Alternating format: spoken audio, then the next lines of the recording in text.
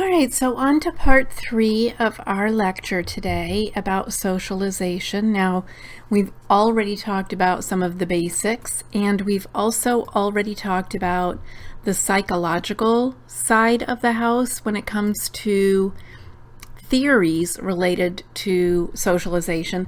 Now we're going to talk about the sociological side of the house. So Mead, Cooley, Kohlberg, and Gilligan. Mead's theory is interesting, late 1800s.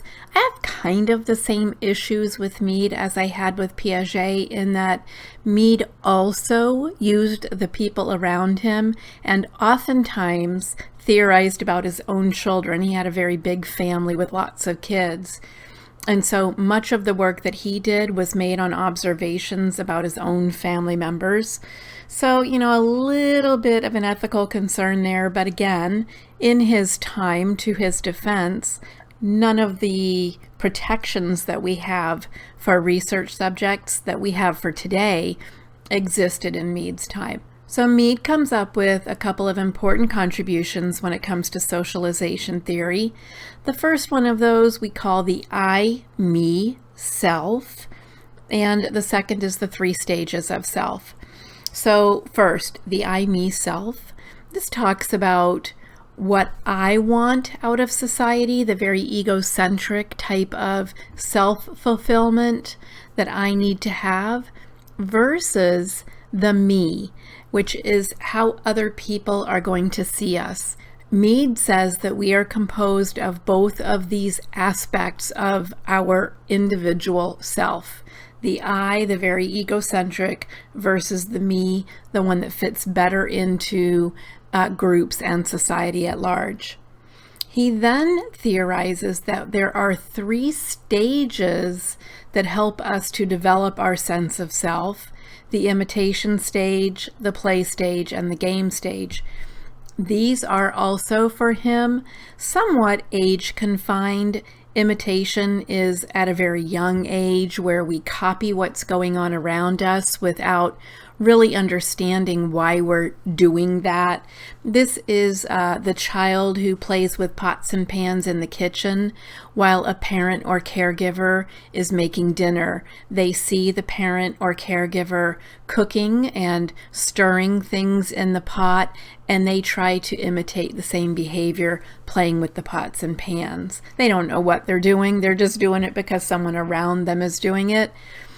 If this is right, if Mead was right, this is again pointing to why it's so very important for people who are around young children to behave appropriately, because young children will pick up on cues, especially if it's something that an older person or a sibling or a caregiver is doing, and they will imitate that behavior without true understanding of why.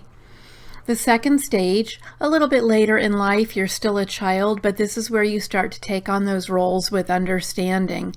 So instead of just sitting on the floor and playing with the pots and pans while mom or dad or a caregiver is fixing a meal, you now have an easy bake oven and you actually follow through the process of making your own little cake. The third stage is the game stage. This is where we formally start to learn the expectations that society has of us.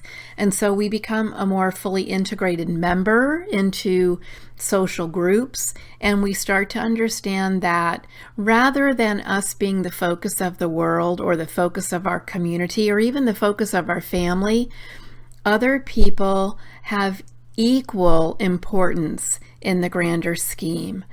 This piece of his 3 stages theory also includes the concept of the generalized other, which is society at large. It is the concept that there is another whole world out there that we have to learn how to navigate, and that is society at large, or the generalized other.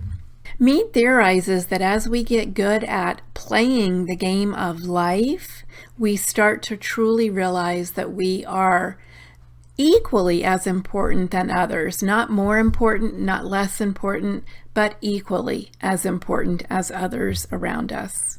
Then along comes Cooley with his theory called the looking glass self theory, early 1900s, I really like Cooley's theory. My areas of research don't tend to focus on socialization processes, but as far as these theories go, this is one of my favorite theories in the field of sociology as far as socialization is concerned.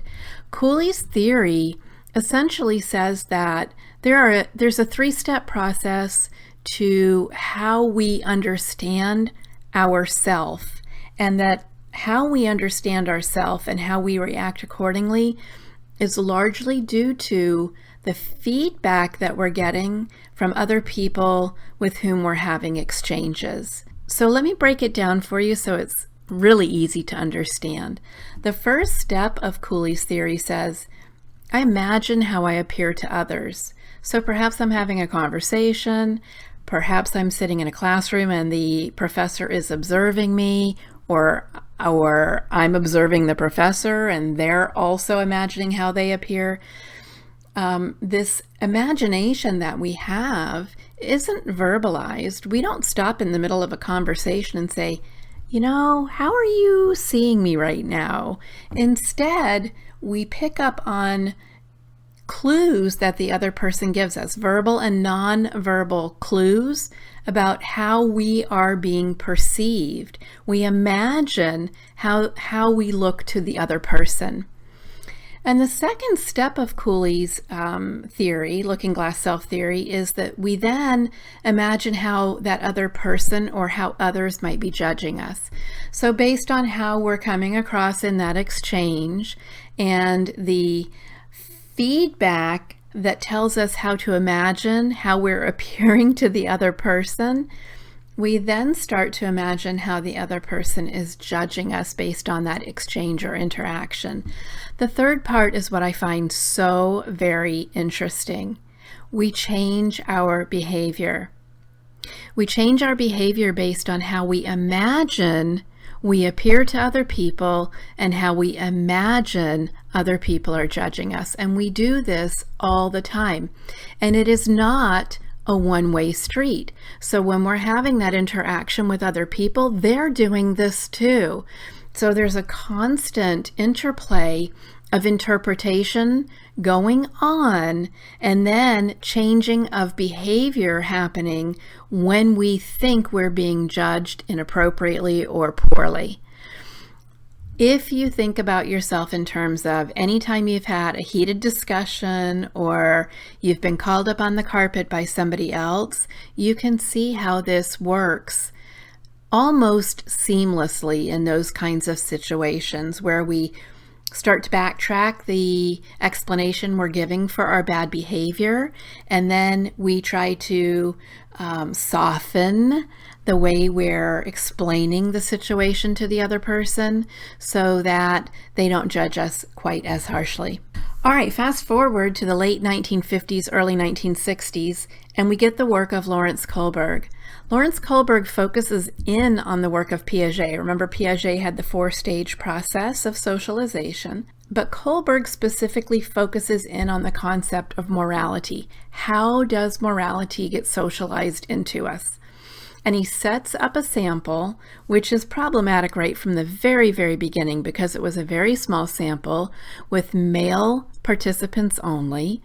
But as he does his research project, he unfolds a scenario to the people participating in his research, and he asks them a series of questions about how they would make decisions about the scenario.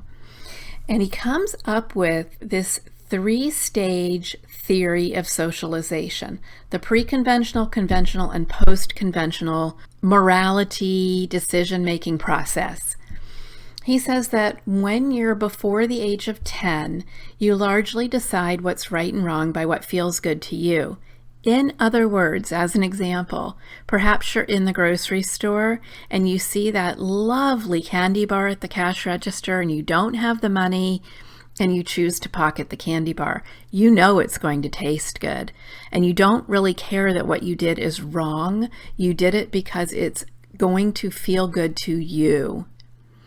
He then said the conventional stage between the ages of about 10 to 14 is where we start to incorporate using norms and rules to make our moral decisions. This is where you're in the grocery store and you know it's not right because you've been told stealing is wrong and you choose not to take the candy bar. The post-conventional stage is from the age of 14 through the rest of our life.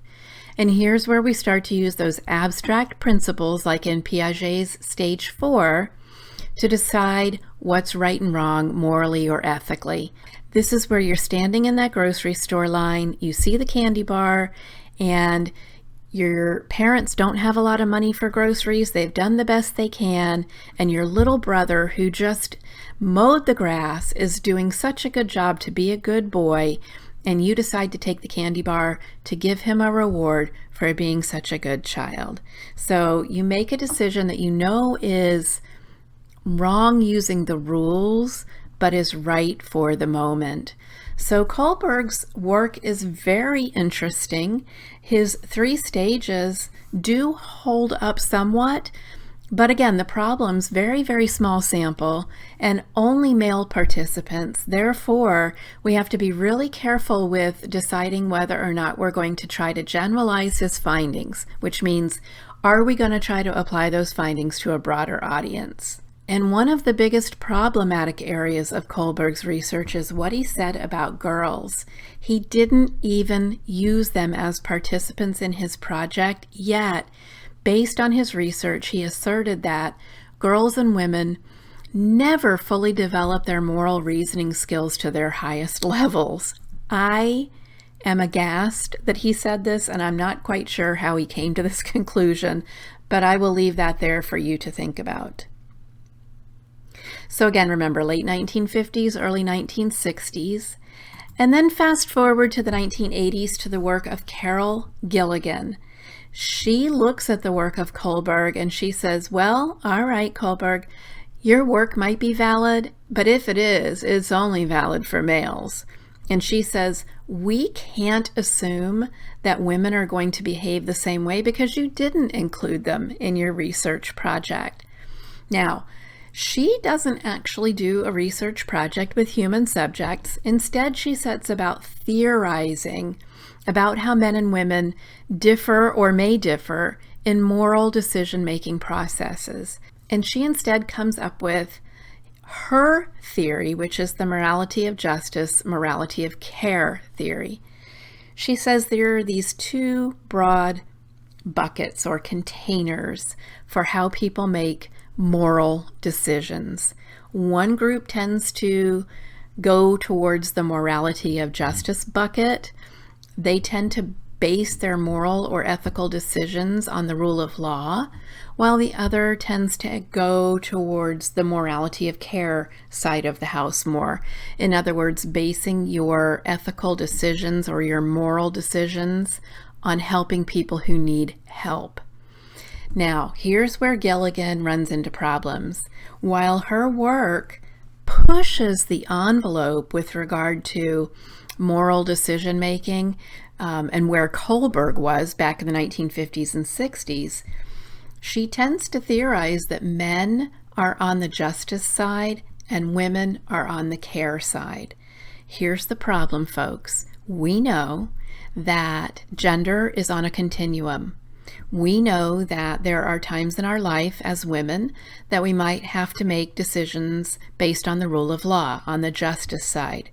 And we know that there are times in our life when we're men that we might be on the care side of the house, making moral and ethical decisions based on what is helping people in need.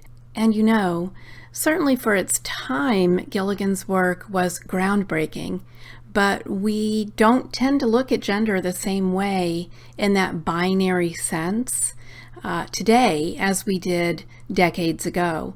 And so we could expand even now further on Gilligan's theory and talk about how people make their moral decisions and why people tend to fit into the morality of justice or morality of care model. So while Gilligan's work was a vast improvement on the work of Kohlberg, she still also had holes in her research project.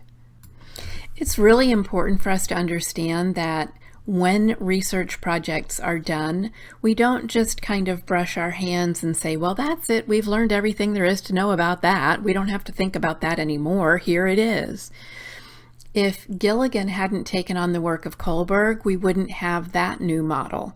And there are contemporary theorists today who have built on the work of Gilligan and who have expanded our concepts of how we make moral decisions and what our moral codes, how our moral codes are internalized or socialized into us.